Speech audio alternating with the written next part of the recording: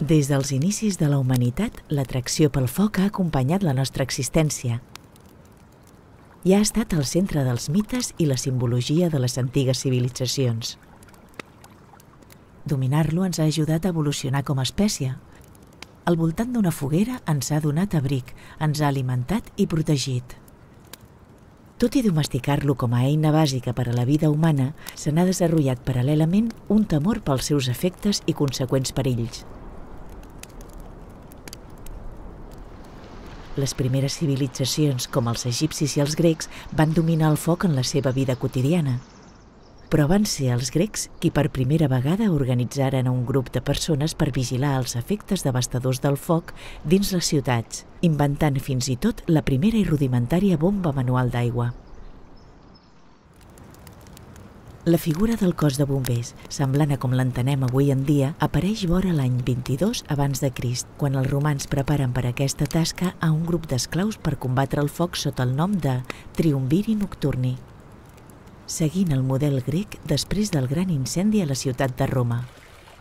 Més tard, l'emperador August perfecciona els Triumviri Nocturni substituint-los per militars del seu exèrcit l'any 6è després de Crist, per combatre els problemes dins la ciutat de Roma creant les cohorts urbanes, l'actual policia i les cohorts vigilis. Els vigilis tenien la funció de vetllar contra la constant amenaça del foc. Com les cohorts urbanes, estaven agrupats en edificis específics, distribuïts pels 7 barris de la capital i sota les ordres d'un prefecte. Els cohorts de vigilis desapareixen amb la caiguda i desintegració de l'imperi romà i la lluita contra el foc torna a esdevindre una feina titànica.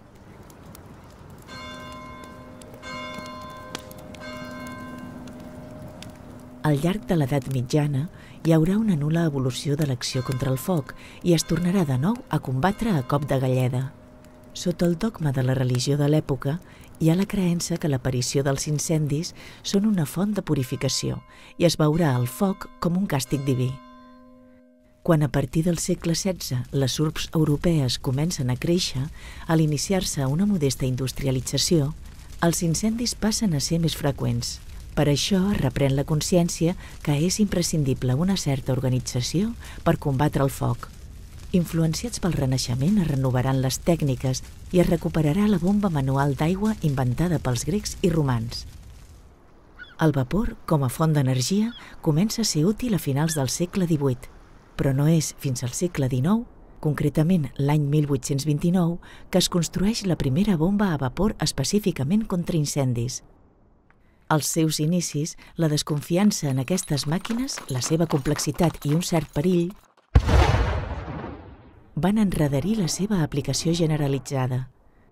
La ciutat de Barcelona i el seu cos de bombers, davant dels incontrolables incendis que es produeixen a les indústries tèxtils, reorganitzen el servei de bombers de la Mútua de Propietaris l'any 1865, adquirint-ne la seva gestió i modernitzant així els seus reglaments i materials. L'empresa anglesa Merryweather & Sons va ser de les primeres empreses en comerciar-les en massa, exportant els seus models arreu del món amb gran èxit per la seva fiabilitat i qualitat. És en aquest procés quan s'adquireixen més bombes de vapor, sumant un total de 8 màquines contra incendis, de les quals avui en dia se'n conserven 4 bombes restaurades i una d'elles en perfecte funcionament.